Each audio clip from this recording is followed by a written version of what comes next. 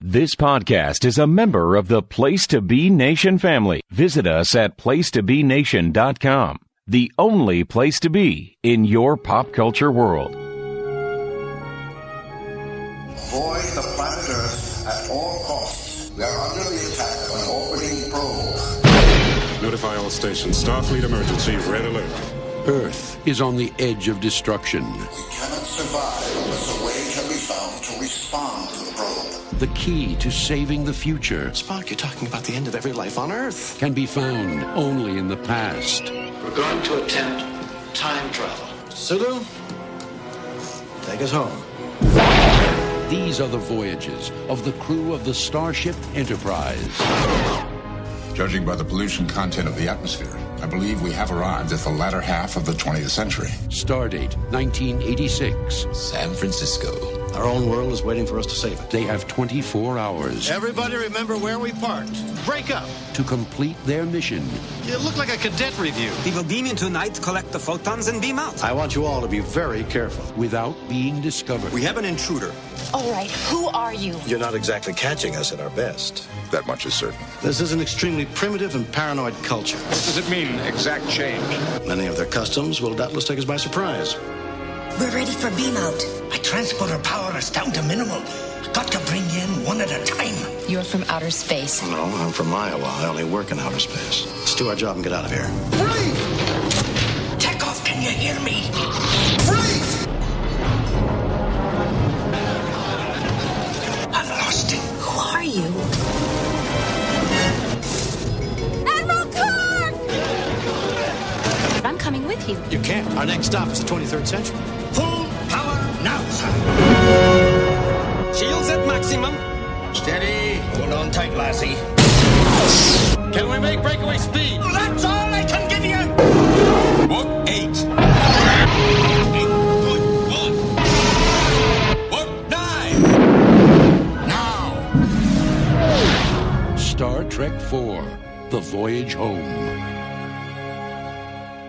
This PSA has been brought to you by the Place to Be PopNet. No, it's not a PSA. Seems like it, though, didn't it? Welcome back, everyone. Just a tad. Just a tad. Hey, you know that guy. Welcome back, everyone, to the next installment of our series, chronicling Pop Goes the Classics look at the original Star Trek motion picture franchise. I am your co-host, Scott Criscullo. We are at number 4. We are saving whales. We're crushing boomboxes. And we're knocking out punks.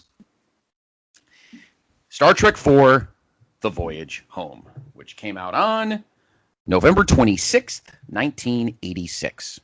Let me bring in my co-host, of course, former purveyor of OpenTheFridge.net, Rob Piontek, a.k.a. Tech. Let's go save some whales, man. Everybody remember where we parked. You look like a cadet review. Oh, my God. I love this movie. That's so great. Always a pleasure, sir. It's good to have you back. Thank you. Thank you for having me back. All right. So, before we go any further, you made a good point to me during the week. Because I had originally said we were going to compare grades. We were going to do separate grades and kind of compare our top 10 list. And then the first 3 episodes, I just did one for you and didn't do any for me, which I realized, why did I do that? So before we went on the air with this episode, I did a quick... Well, I had some notes jotted down, and then I did some math, and here's where we are. So before we start episode 4, let's do a quick recap of 1 through 3 and see where our grades stand. Remember, just to recap, we are doing 5 categories, grading from 1 to 10, 1 meaning the next movie, and and 10 being the one we did 2 episodes ago. So for Star Trek: The Motion Picture, which, by the way, I don't know if I mentioned this in the first episode, sir. Let me know. But I was saying this to a friend of mine in one of my chats that I talk, one of my network chats and friends, all sci-fi dorks. And I said to them, I said, you know what?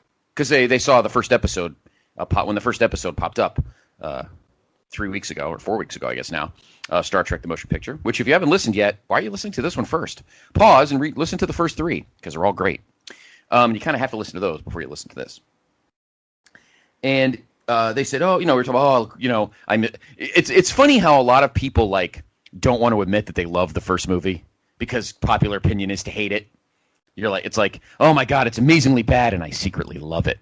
So like 5 or 6 people said in one of my chats, and I said, closet motion picture fans. Yes, the best part about it was, and I thought this was pretty. I've always thought this was great. They didn't call it a movie. They could have just said Star Trek the movie. No, it's Star Trek the motion picture. I've always loved that. It adds an aura of class to it. Yeah, like old school Hollywood. Yeah, I enjoy that very much. So just wanted to make that point. I'm not sure if I said that in the first episode, but if I didn't, I just said it now. All right.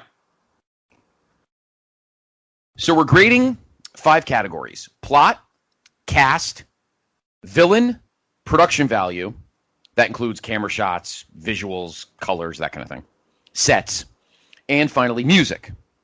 All on a scale of 1 to 10. 1 meaning terrible, 10 meaning, well, perfect. So for the motion picture, Tech's grades were 8, and I'm going in order of what I just said. Plot, cast, villain, production value, music. He went 8, 9, 4, 5, and 10 for a total of 36. So obviously 50 is a perfect score. I did plot 6 because even though it seemed cut and dry, it did in my opinion, suffer from Gene's kind of, wordy gobbledygook at times. Cast 8.5, which is a half grade higher than yours, because I think everybody did great. Even Kirk's douchiness was on right to the fore and did very well with it. The villain, I gave a 3.5 because V'ger really wasn't a villain. You gave it a 4, so we were about in the same wavelength. Here's where things are a little different. Production value, you gave it a 5. I gave it an 8. I always love the colors. I'll always love except for the weird looking, the pajama outfits with the useless belt buckles. I did like the bridge, and I did kind of like the suave late 70s look that the new Enterprise got. So I'm giving some extra points for that. I'm not going to punish the goofy uniforms. And then Jerry's music was a 10, of course. So you gave it a 36. I gave it a 34.5. So about on the same wavelength. All right. About the same. All right. Star Trek II, The Wrath of Khan. You gave the plot a 10. I gave the plot a 10. You gave the cast a 9. I gave it a 9.5. They were all amazing. Not much to knock off there. They were amazing, all of them. Maybe some of Khan's faceless groupies maybe takes a point off, except for his I guess that was his son. We've always discussed, is that his son? Can we talk about that? We didn't, and I've never really seen it that way. I just saw it as kind of like his protege, like the guy he really, really cared about. But familial, I don't think that kind of a connection was supposed to be there. Okay. Still awesome. The villain, duh. I don't have to give you the number. The production value, again, perfect. You gave it a 9. I gave it a 10. Love the Reliant. Love the Reliant blown off one of its arms, per se. I love the Nebula. I love the colors. I'm all about colors. Like the movies, particularly science fiction movies. You and I have had these conversations in the past. Sci-fi movies need to be colorful. You're in space. It doesn't have to be just black space and shiny white stars. We need color. And I always thought this movie had a lot of color in it with the Genesis and the Nebula and everything. It was very pretty to look at. Same thing with the first one. So I gave it a 10. And we both gave the music a 10 because the music was great. So you gave it a 48. I gave it a 49.5. I was a half point shy of a perfect movie.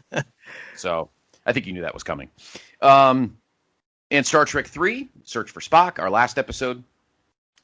You did plot 9, cast 8, villain 10, production 8, music 7 for a total of 42. I did plot 9 because it was a continuing story from the previous movie, so no problem with that, trying to find Spock and the Klingons wanting Genesis as a weapon, etc. Cast, you gave it an 8. I gave it an 8.5. I thought everybody was good, even though Uhura was right. This was the one where Uhura wasn't around much. Yeah, noticeably absent for most of the movie. Yep. So I gave that but David's death was epic. I thought he was amazing in his death scene, and I give the half point for the Robin Curtis upgrade from Kirstie Alley. So 8.5 there. Villain 10 because Doc Brown was a Klingon. You could almost consider the planet Genesis an inadvertent villain because it almost killed all of them inadvertently. Production values, we both gave an 8. Very good. You gave the music a 7. I gave it a slight knock to a 7.5. Knock up to a 7.5. So you gave Star Trek 3 a 42. I gave it a 43. So you gave the motion picture 2.5 points higher. Or sorry, 1.5 points higher. I gave Khan 1.5 points more, and I gave Search for Spock 1 point more. So, but order-wise, we're both the same. Khan's first, then Search for Spock, then the motion picture. So, just wanted to catch up. So now, from here on out, Tech and I will do individual grades for each of us for the 5 categories. Okay. We move ahead 2 years, because that seems to be now although that's going to change. We move ahead to 1986 and the 4th installment, The Voyage Home. So we conclude the 3-movie arc that started with The Wrath of Khan, continued through The Search for Spock, and concludes here with The Voyage Home. So now they're on Vulcan. Spock's brains are not as scrambled as the movie starts, but just a little bit still scrambled. But now they realize they've got to go to Earth, they've got to go to San Francisco, to go to Starfleet and pay the piper. Yeah. Face their court-martial. Yes, because Kirk wanted to be a tough guy in the 3rd one, but he realized you're gonna write that check out, my friend. You need to pay back. So as the crew was flying back to San Francisco to pay the piper, this weird-looking, I don't know what the hell it was. It looked like an Allen wrench. I always wonder what the hell that thing looked like. It was very strange looking. It's a big wet stone tube. Yes, with like a little ball on it or something. Yeah. And it's making weird noises, and as it's heading towards Earth, it's causing havoc with the environment. The atmosphere is getting all warbled, and we have hurricanes and tidal waves and electrical storms, and all this stuff's happening, and Earth is like almost collapsing. Kind of like Genesis in Part 3. So the Earth, Starfleet's telling all outbound or inbound ships, do not come to Earth. Well, Kirk and the gang get a message from Earth. They investigate and realize that this probe is talking to humpback whales. Well, this is what, 23 something? What's our official date? 2286. So they are exactly 300 years in the future. And they realize, whoa, what's this? And they investigate and realize it's looking for humpback whales. Well, in 2286, there aren't any. So to steal from the other franchise that starts with a star, is this a gambit? Do they decide to figure out what to do? So they go back in time 300 years to 1986, where the movie takes place, to get some humpback whales, bring them to the future, and have them talk to this probe, and hopefully the probe is happy with what it says and will go away before Earth melts or drowns or whatever. Overall thoughts on the plot. I dig it. It was different. I know they wanted to dive into time travel. I know a lot of producers and movie companies are not fond, even though we had a tremendous time travel movie the year before. Sci-fi time travel, not comedy time travel, is one thing. Sci-fi time travel, sometimes producers and directors and writers get a little gun-shy about, because time travel has its rules, as you and I both know. And trying to follow those rules is a bitch.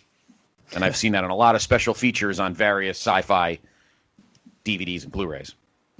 Having said that, what are your thoughts on the story and how it was sculpted? Well, as you stated before, this is the 3rd installment of the unofficial Star Trek trilogy. And, we had 2 pretty heavy storylines preceding it. Had the revenge plot of Khan and the search for Spock. There was death all around. There was tragedy. There was loss. There was sacrifice. And by this point, I think both the audience, the writers, the crew, everybody were saying, I think we can bear to lighten it up. at this point. So a much lighter plot was definitely to their benefit. And in terms of the storyline itself, the actual circumstances, it's very timely. A lot of people, Leonard Nimoy himself had said, this is not a message picture, but, there's a reason everybody refers to it as Star Trek IV Save the Whales. A very pro-environmental storyline. And, of the time, the mid-'80s, that kind of stuff is on a lot of people's minds. But you talk about the use of time travel. Of course, time travel Star Trek is no stranger to time travel. There were a handful of episodes in the original series. Tomorrow is Yesterday, City on the Edge of Forever. Yep. So the precedent is definitely set. And the characters even respond to it as such. Like they're referring to it as, oh yeah, we've done this before, sure, but it's never easy. So there is that element of risk at first. It's cool to break this story down into essentially 4 acts, really, kind of 3 sections, but 4 acts the way the writers talk about it. We see the return of Nick Meyer, the director of Star Trek II, famously the director of Star Trek II, as the co-writer alongside Harve Bennett, the producer of this and the previous 2 movies. And they kind of split the movie in half. They had Nick Meyer write the 1st and 4th act, which is, 23rd century. Everything's going to hell, both before and during the probe and the aftermath. And then Harve Bennett took care of everything in 1986, acts 2 and 3, really. And Harve Bennett liked to joke. He said, you can tell when my writing kicks in. It's the line that Spock gives when they arrive in 1986. He says, judging from the pollution content of the atmosphere, we've arrived in the latter half of the 20th century. So there you go, right there, going back to your, timely, messages about environmentalism and all that. Oh, yeah. But yeah, you have a straight Star Trek comedy. And it's not something that anyone was really expecting. It's not something that they'd really done out of, aside from maybe like Trouble with Tribbles on the original series. So it was more or less uncharted territory for them. But damn if they didn't pull it off. It works so well with the tone. Placing them. Yes, they kind of use the fish out of water trope. Like, here's our 23rd century, Star Trek crew in modern day San Francisco. And yeah, the jokes are there about, cursing and all that. And, he offers them $100 at the pawn shop. Is that a lot? And they had so much fun with it. You can tell the actors have fun. The writers have fun. The entire crew have fun. Not even hearing about it in interviews. You could see it on screen. So yeah, it's got a fantastic plot. It's a wonderful, like I said, it's a wonderful break from the heavy stuff the characters and the audience had been experiencing over the last several years. Yeah, and bringing back Nick Meyer was big because they needed to kind of give Leonard a hand. Leonard, of course, comes back as director.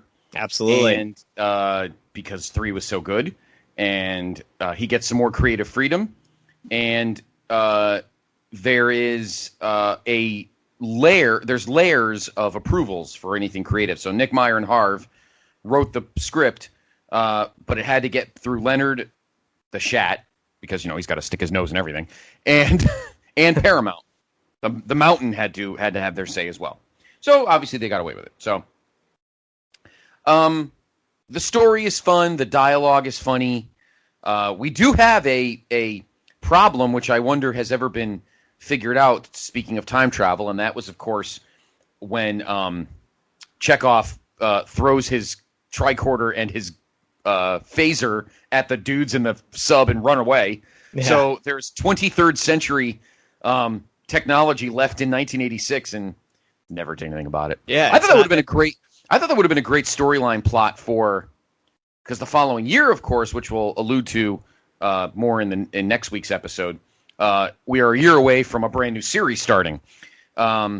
That would have been cool to go back to that. That would have been kind of funny. But anyway. Yeah, the possibility definitely existed. But just to go off what you said, not only is it 23rd century technology, it's 23rd century alien technology, because it's a Klingon phaser pistol and a Klingon communicator. Oh, yeah, that's right. I didn't even think of that. But yeah, a lot of people bring that up. But of course, in the scene, it stops working. So it's easy for those FBI guys to have just been like, it's just garbage and toss it away. And I think that's how the writers addressed it too. Yeah, it's like, all right, whatever. They look like Hoyt Axton's ashtrays and Gremlins. You know? Oh, the smokeless ashtray. Smokeless ashtray, yeah. I don't know why that just popped into my head, but that was pretty good. The movie was only 2 years old at that moment, so. All right, so 1 to 10, your plot grade. I'm gonna give it a solid 9.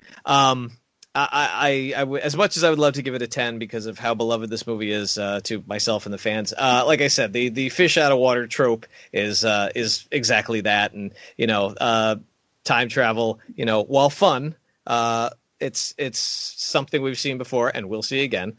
Not to knock it, but yeah, I'll give it a 9. Okay, I'm going to give it a 9 as well. It's a good story. Yes, the fish out of water trope thing is, obviously played, and of course the movie I'm alluding to the year before was Back to the Future, which, Christopher Lloyd went from Star Trek to, it's funny, he went from being in a Star Trek movie to being in a time travel movie to Star Trek doing a time travel movie. It all kind of morphed into its own thing. So. And I will say this, Star Trek 4, despite coming out in 1986, has one line that is very poignant in 2020, and that is the Federation president's line, "Avoid the planet Earth at all costs." Yeah, no shit. That's for sure. So, all right. So we each give it a 9 for the plot. All right. Cast. Everybody looks like they're having fun. The writing gives them some funny gags. Obviously, the Kirk Spock byplay is always good because they're the buddies. I do love the breakup. You look like a cadet review. I love that line that Kirk says to the rest of those guys with all their weird outfits on. What is it with Bones always having these lavish jackets with giant collars and everything? He's always got to wear like lavish outerwear. Bones. His costume in this movie and in Star Trek 3, it's so weird. Like it's kind of this tan suede leisure suit, but. And whatever it is, either part of the jacket or the shirt under the jacket, it looks like he's wearing a shirt that has a case for his necktie. He's not wearing a necktie, but there's like this shaft down the front of his shirt that looks like it should be holding one. Yeah. Quite hilarious. Otherwise, everybody's in it. Nobody missing from the original cast. Everybody's in it. Obviously, Kirk, Spock, Bones, Sulu. McCoy, I said Bones, Uhura, Sulu, everybody's in it. So that's good. The actor that plays the, I think he's the president. Let me find the casts. Oh, see, they don't have a cast though. Let's see. We do get plenty of awesome cameos. We'll get to the cameos in a minute. Let's see. I'm trying to think who was it the Federation president? Yeah, Robert Ellenstein. Robert Ellenstein, who's in a ton of shit. He's like one of that guys. That's what I was looking for. Let's talk about Catherine Hicks for a minute. Okay. Everyone who knows Catherine Hicks, everyone kind of knows her as the mom on Seventh Heaven. So we've now had both parents in the Star Trek universe. Yes, we have. Both parents. One we like talking about, the other we don't anymore.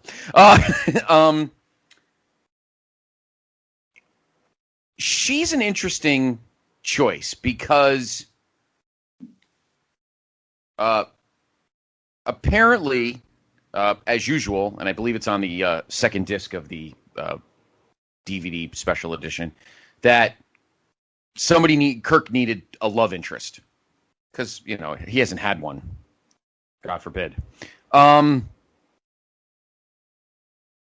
like Catherine Hicks is pretty and she was pretty in this movie, but she's definitely not like, who are the blue aliens, the hot stripper dancers? What are they again? The Orions. The Orions. Yeah. It's not a hot Orion. They're green. Yeah. I mean, green. I'm sorry. What made me think blue? They're green. I'm sorry. Green. She's pretty, but she's not smoking hot. Then again, Shat is in his, early 40s at this point, so he's not exactly, 1967 Kirk either.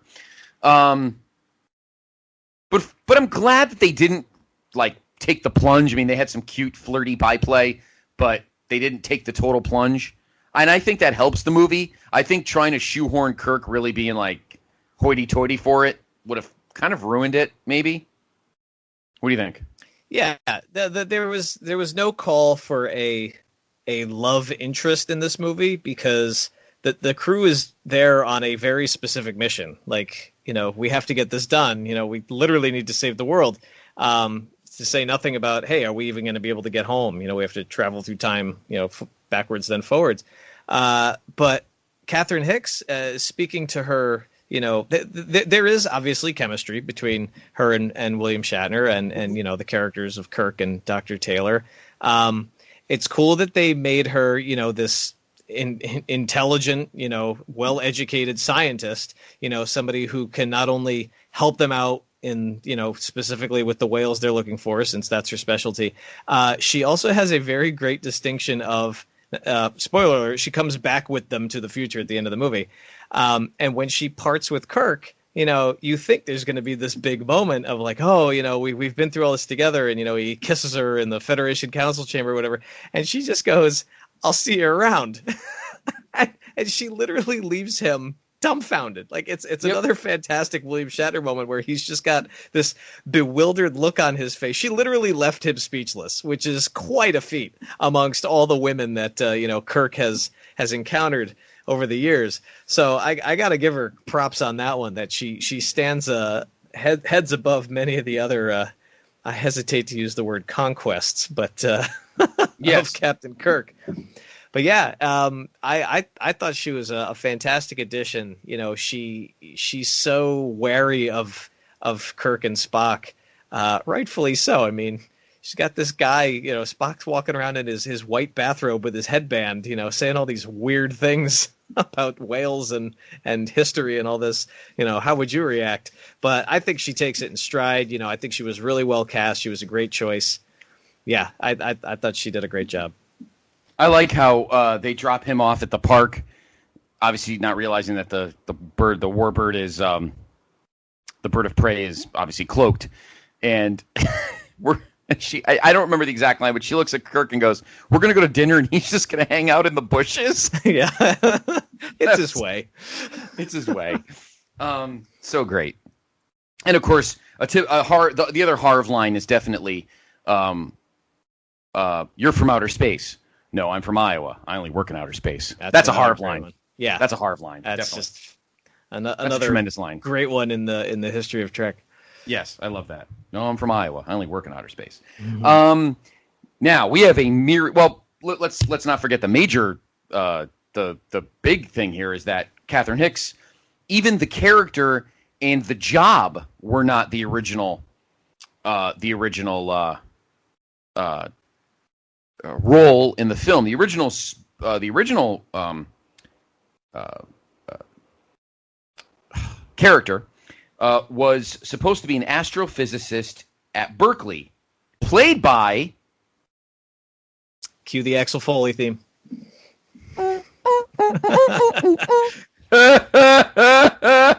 Yep, Eddie Murphy. How about that? That would have been funny. It would have been a hell of a thing to see. Because apparently, and before anybody's like, oh, God, that would have fucking sucked. No, it wouldn't have. Apparently, he's a Trekkie. Yeah. So there is no doubt he would have taken the role very seriously. Mm-hmm. And a year later, he ended up doing The Golden Child, which was a serious role. So I think he would have been fine. I think it would have been awesome. Yeah, it's funny because they, all we have to go on is these, stories about what it was, what it could have been, and they talk about the astrophysicist, and all I can picture is the character he plays in Bowfinger, kind of the nerdy, twin brother of the action star. That I cannot. That's the only performance. Since we have nothing to go on, it's the only performance of Eddie Murphy's that I can liken to this. Yeah. Obviously, Eddie was a stud at that time. Full-blown movie star, funniest guy in the world at that point. He had probably at that point usurped one of my other favorites of all time, Richard Pryor, as probably the best black comedian at that moment. And at that point, let's see. Let me look at his filmography real quick. What had he?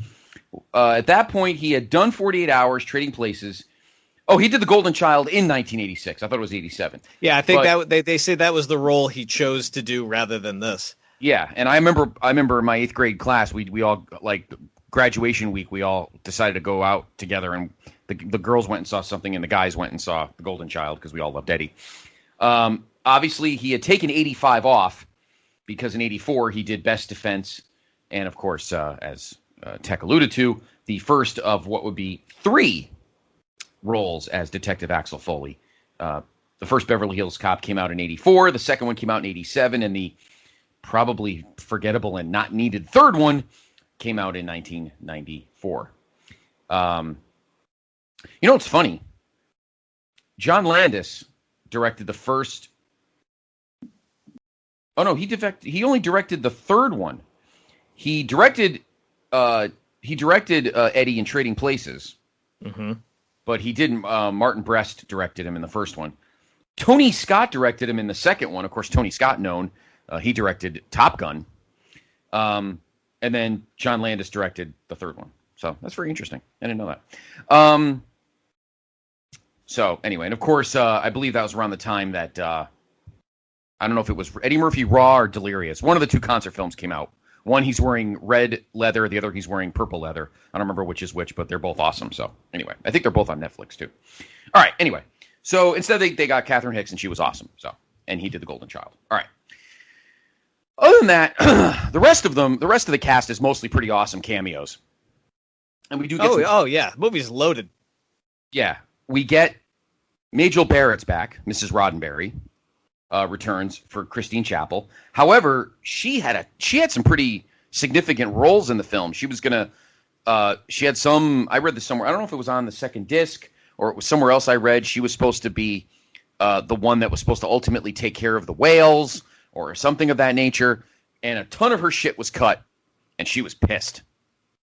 Yeah, it's funny because, the movie starts and, her name is right there in the opening credits, Majel Barrett as Dr. Chappell. And you're like, oh, cool. She's going to have a much more significant role. She has one line in that movie.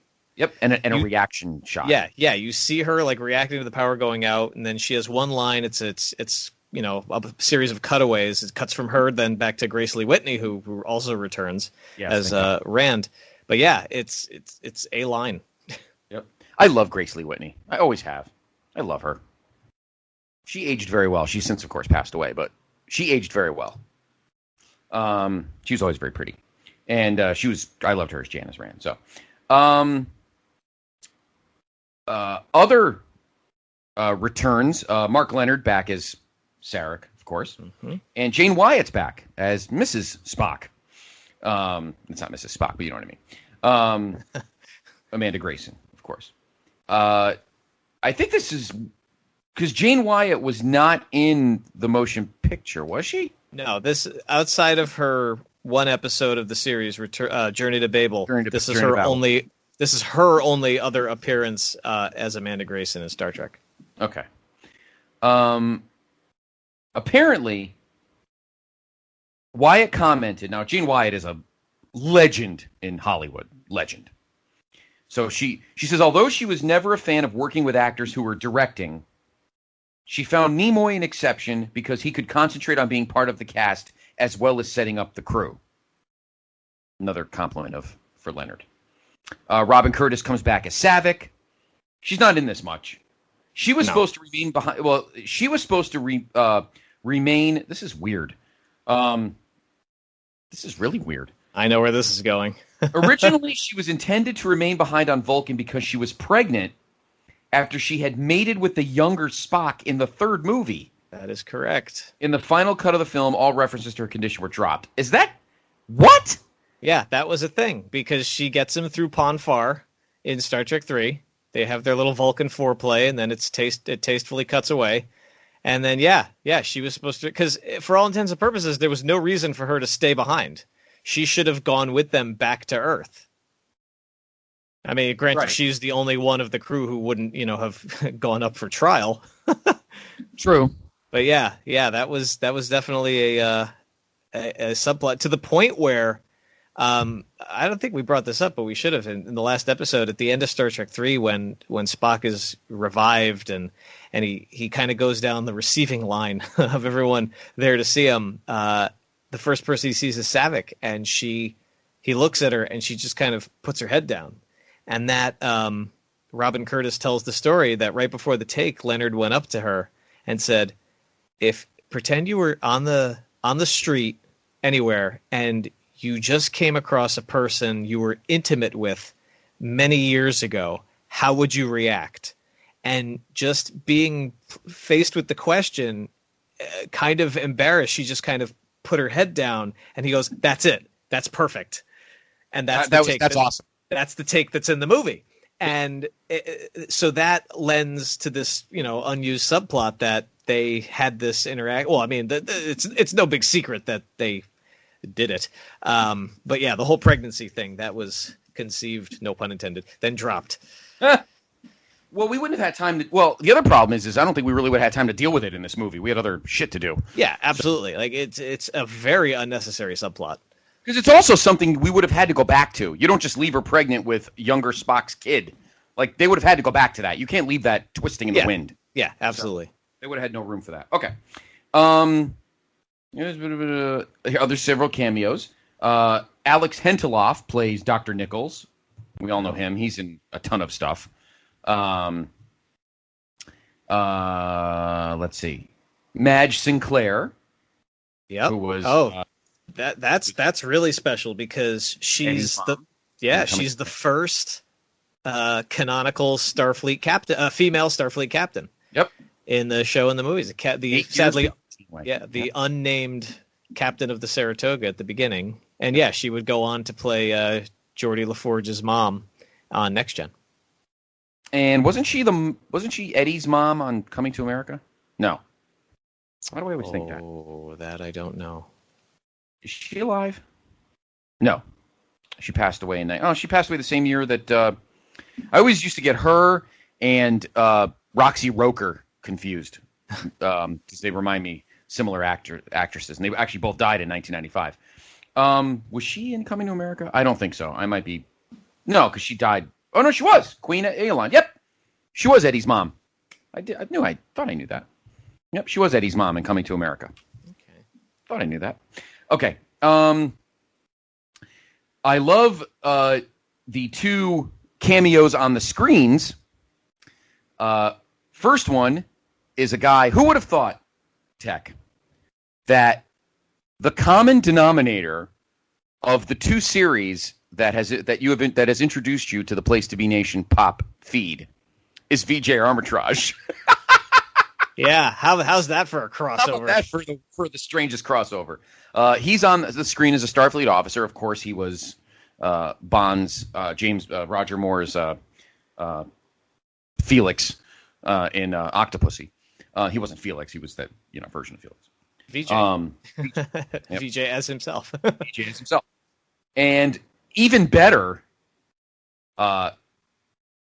For you music fans out there, and now that we realize that not only was she a sci-fi fan, but she's kind of a deviant kook, but in a good way, is former Go-Go's guitarist Jane Wiedlin is flashed on the screen as a Starfleet officer. Yeah, all these people calling for help after they've been shut down by the passing probe. Exactly. Also in this, one of our favorite actors of all time, who has been made multiple appearances in the Star Trek universe, the enigmatic John Schuck, is a Klingon ambassador who wants, Kirk's head on a stick. But we'll see him more down the line. Yeah. Legendary horror actor Michael Berryman is in it as an alien display officer at Starfleet Command. Of course, you know him from The Hills Have Eyes. And Brock Peters makes his first appearance. As Fleet Admiral Cartwright. We'll see him again multiple times, both on TV and the movies. So there we go. And Grace Lee Whitney.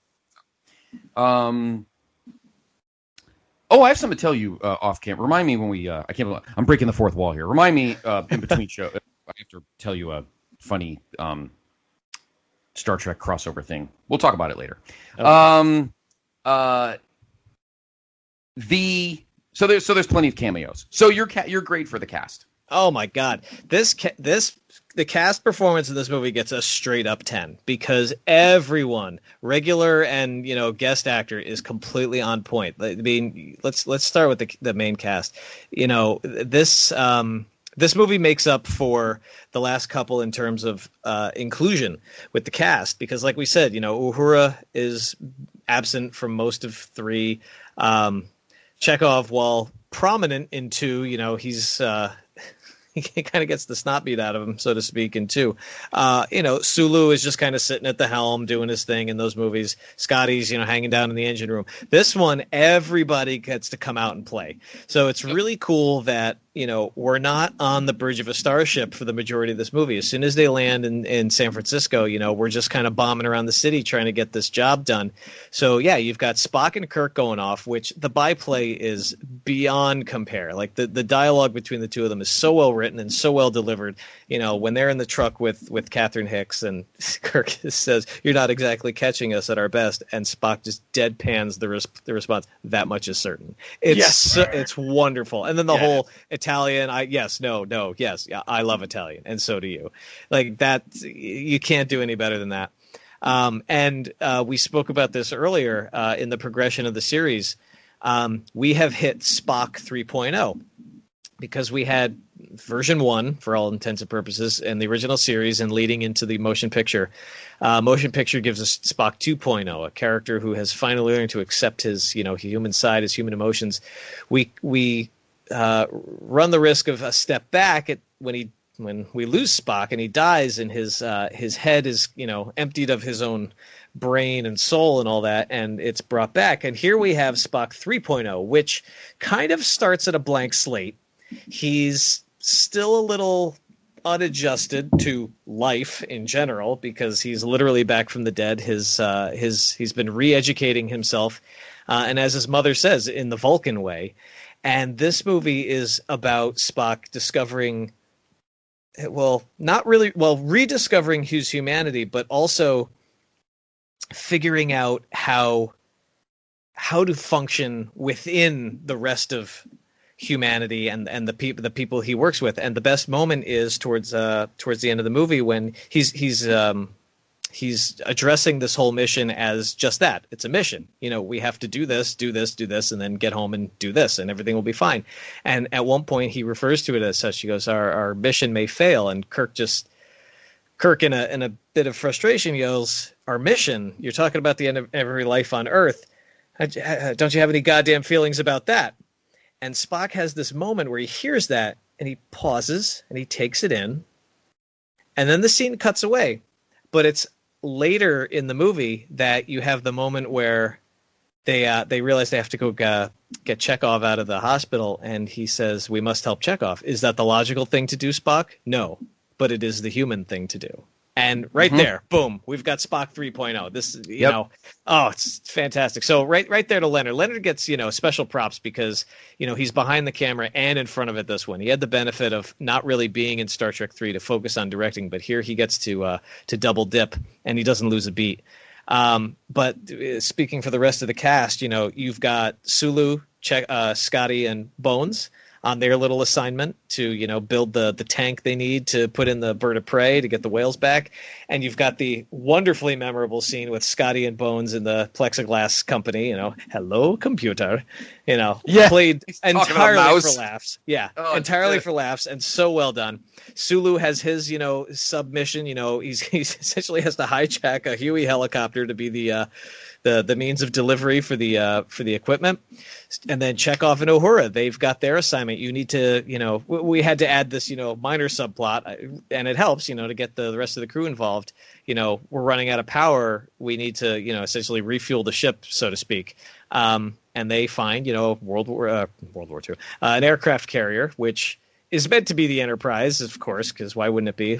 But it's really the USS Ranger because the actual Enterprise was out on maneuvers, I believe, or in service. Yeah. But it doesn't matter because you believe it's the Enterprise, and they go in, they complete their little mission, which, of course, turns into Chekhov being, captured by the government, and he runs, and he ends up at the hospital. And then, Bones has his real big moment when they go to get him out of the hospital. So, yeah, everybody is in play.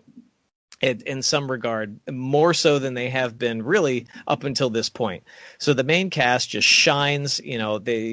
They are given these wonderfully comedic moments to meet the tone of the movie. And then, as you said, they are just surrounded by all this world-class talent. You've got John Schuck, who is just chewing the scenery in his one scene at the beginning. He's amazing. Yeah. And to be honest, when I saw Star Trek 4 before I saw them all out of order. I was introduced to them in just a smattering way. Right. I thought before I'd seen 3, I thought John Schuck at the beginning of this movie was Christopher Lloyd. Just because of the way he's delivering his lines. It's that big, kind of loud, boisterous delivery, and he kind of sounds like him. I would, of course, learn the error of my ways. But yeah, we get Brock Peters, who is just a fantastic talent. Another great voice, by the way. We'll see both of them again. We get the return of Mark Leonard, who just is so comfortable in the character of Sarek at this point. Yeah, we see Jane Wyatt return as Amanda. And of course, we spoke about Catherine Hicks. Yeah, the cast in this movie is so on point. They get a 10. Okay. I give it a 10 as well, and I'm not going to repeat a single thing. You hit the nail on the head with all of them. Villain. Is there really one? That's a great question. It's not like the probe is antagonistic. Yeah, there is no villain in this movie. The antagonistic forces are the probe, which is threatening Earth, but unintentionally, as we learn. It is just there to communicate, and Spock has a line. It's like it is evidently unaware that its transmissions are destructive. And the only other threatening presence in this movie is the whaling ship in the last one of the last scenes of the movie. Yeah. These two guys from wherever, they don't even specify this, if they're from Scandinavia or whatever. They're there to possibly kill the whales right before the crew intervenes. So there really is no villain in this movie. There's just forces that need to be overcome. Mm-hmm.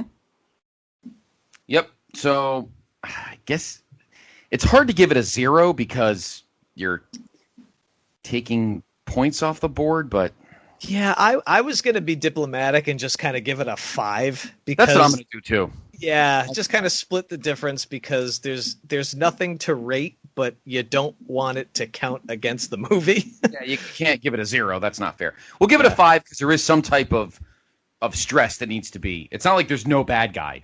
Yeah, it's just kind of an unintentional bad guy. So that's good enough. All right. Production value and production, effects, sets, outfits, etc. We don't have an Enterprise. We have the Bird of Prey while they're rebuilding a new Enterprise for them. They kind of get their way through using it, even though it's, they all try to learn Klingon at the back end of part 3. It's San Francisco, so it's really not a set per se. It's a beautiful city. 1 year earlier, it was in another, getting back to Bond, 1 year earlier, it was predominantly in View to a Kill. Mm-hmm.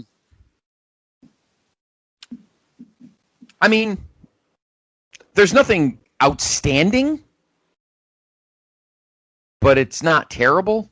This may be a middle grade too, maybe like a 6 or a 6.5. What do you think? Well, to play off of that, I kind of see it a little differently. This movie, of course, since the first movie, since Motion Picture came out in '79, they slashed the budget when we got Wrath of Khan. So we went from 35 mil for the first movie when we got our big, spectacular, motion picture. Right. You do Wrath of Khan on 11 million.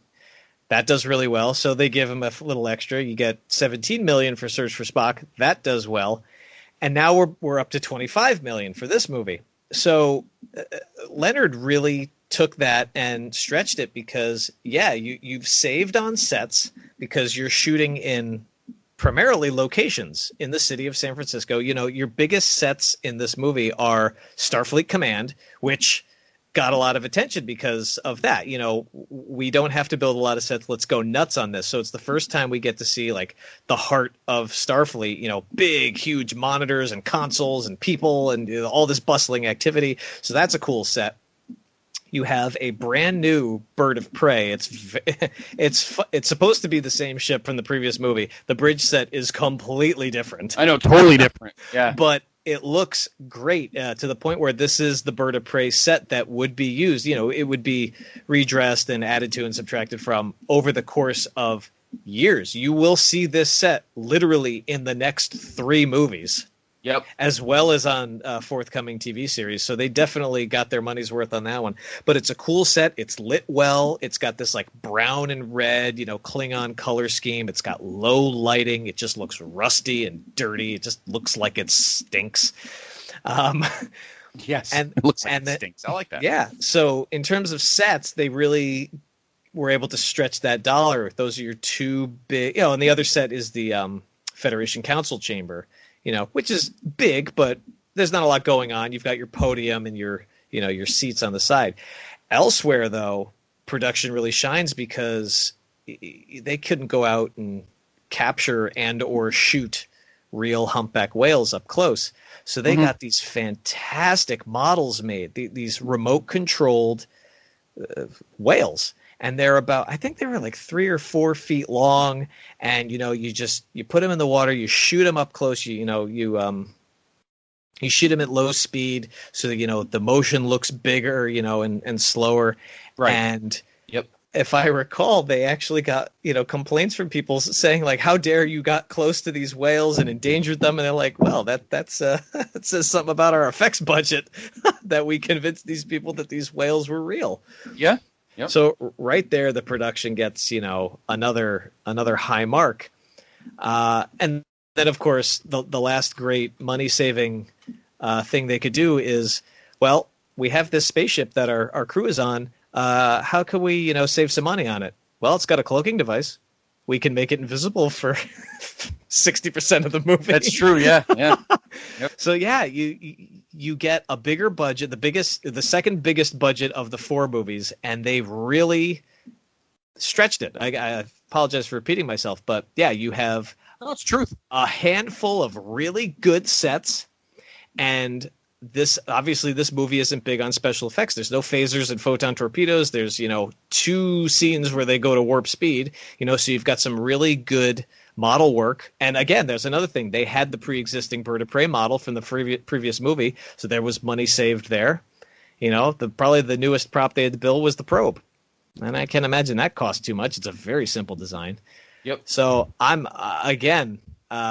just singing its praises. I'm going to give the production value on this movie a perfect 10 because they made everything they needed to look great. Okay. I like that. 10 for you. I'm going to give it I won't go that low, but I'll give it a 7. I think it was, again, they did the right thing money-wise. It just wasn't spectacular. It was solid for what the movie needed to be. Mm-hmm. It didn't go crazy, but I like your budgetary explanation too. So I like that. Finally, the music. James Horner's back. He is. Oh no, he was supposed to come back. Yeah. Sorry, he was supposed to come back. Decided not to. His music in Wrath of Khan was great. His music in Search for Spock was mostly retreads. So who did they get? They got Leonard Rosenman, who was a friend of Leonard Nimoy. So he pretty much just called him up and said, hey, I want you to score this movie. Pretty much. And Leonard Rosenman was, you know, he's got some solid genre credits to his name. He scored The Fantastic Voyage. Mm-hmm. He scored Beneath the Planet of the Apes. And he scored Ralph Bakshi's animated Lord of the Rings movie. So this was, this guy's got genre cred for sure coming into this project. I think he did another Planet of the Apes. He did 2. What was the other one? He did Beneath and... Oh, I thought he did a second one. My bad. It says here that he wrote... Let me do this. Let me read this again. Right. And 2 Planet of the Apes sequels. Oh, he did Battle 4. Okay. So that's the 5th one. The 5th one. Okay. Yeah. And let me tell you something. On a side note, for all of you Leonard Jackson, listen to me. Peter Jackson, Leonard, I'm making up directors.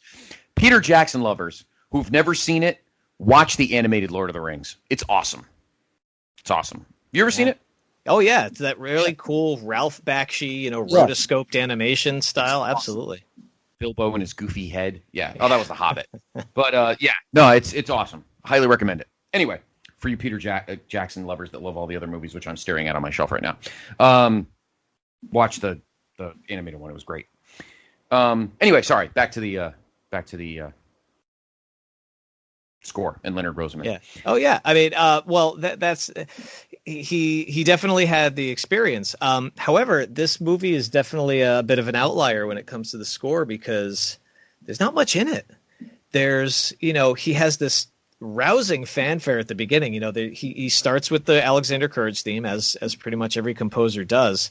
And then he goes into this like rip roaring like heroic theme, very like high energy, it's got like bells and strings and horns and it's really cool. And you hear it at the beginning and you hear it at the end. He plays it over the opening and the closing credits. It's, the variation on that theme is in the movie, but those are the only two times you really get it. Everything else in the movie is very, circumstantial, I guess. You've got Chekhov running from the military police on the aircraft carrier, and you get this kind of, jaunty Russian sounding theme. The escape from the hospital is very light. It almost sounds like it's from kind of a screwball comedy. Right. And then things get a little strange especially for a Star Trek movie, because you have the song that plays right when you get the smash cut that they're in San Francisco. It's 1986. Here's a street corner on Market Street. And it's technically not the score. It's a song by a group called the Yellow Jackets, called Market Street, for the movie. So it's just got this kind of jazzy saxophone, very 80s synth kind of sound to it. So it's very much a departure from what we've heard from Jerry Goldsmith, what we've heard from James Horner. Not without its merit, there's some very, big score moments when, they have to rescue the whales at the end of the movie and the bird of prey.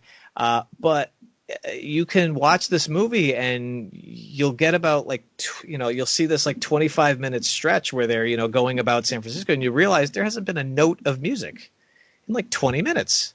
Which is very odd for a Star Trek movie because, you usually have these big, classical sounding scores accompanying the majority of the action or even the character scenes.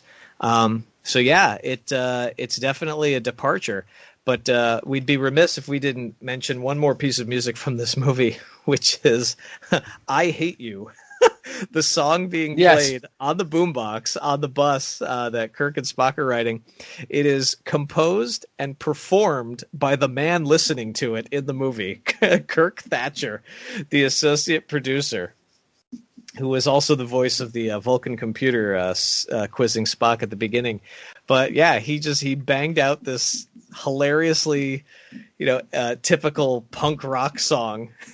And of course, there he is with his orange mohawk and his chained up leather jacket, rocking out to it as he flips off Kirk and Spock, and then famously gets nerve pinched by Spock. Yeah, it's pretty great. There is also two other notes I want to make. It was at Harve Bennett's suggestion that Paramount studio heads asked Nimoy to create subtitles for the probe's transmission at the start of the film and for the climactic dialogue with the whales. Mm-hmm. Leonard and Nick Meyer said no. Absolutely. And that was smart. Oh, absolutely. Oh, the air of just mystery. It's when you get the context of the movie, when you watch the movie play out and you realize what's going on, it's like Chewbacca. You can pretty much get the gist of what is being transmitted or communicated here. It's essentially saying, are you there? Where are you? We've lost contact. Repeat. And then they have the whole back and forth conversation at the end. And, that's probably just something akin to, oh, sorry, we've spent the last couple of centuries being extinct. Our bad. Yeah, we weren't here. Yeah. Exactly. Yeah. So please spare our planet. And the wub wub wub, the wum wum wum noise is Leonard's voice. Absolutely, yeah. They could not come up with the sound he wanted, so he just had to make it. So, final music grade. As fun as it is, and again, this is not to knock the movie as a whole, but if we're talking about the score, I got to give it a 5. Like I said, there's not a lot there, but what there is good. And yeah, we've just got this weird departure with this kind of poppy sound towards the beginning of the second act. Yeah, I got to give it a 5. All right, I'm going to go up a little bit. I gave it a 6.5.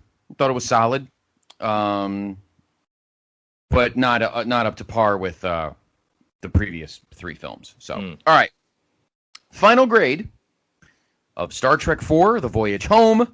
Tech, you gave it a 39 out of 50. I gave it a